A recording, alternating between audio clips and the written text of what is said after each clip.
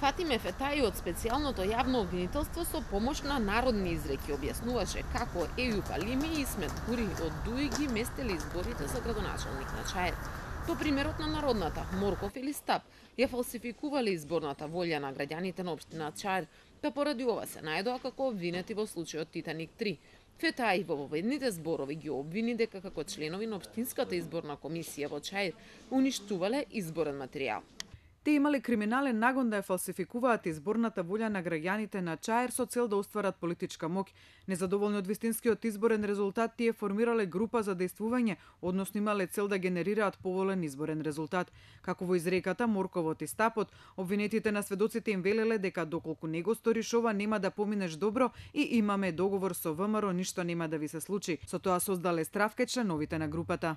Обвинетиот Алими, кој во моментов е и координатор на пратеничката група на ДУИ, и неговиот сопартиец Гури, рекоа дека не се виновни и забележаа на обвинителката на речникот кој го користи.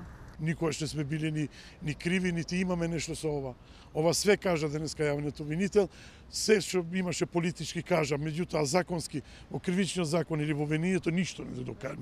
Реагиравте на насилен карактер на делот кога Фатиме читаше? Насилен карактер, тие зборови не се употребуваат можда па и на улица не се употребуваат, а не на едно судско рочиште, па кај што стварно уште пред да се не уште не почнало, она почна со навредливи зборови. Инаку нивните адвокати убедуваат дека ќе докажат дека не учествувале во фалсификат на изборните резултати и побараа извештај од МВР дали на тој ден било пријавено насилство во просториите на општина Чаир, каде што се наоѓала и општинската изборна комисија.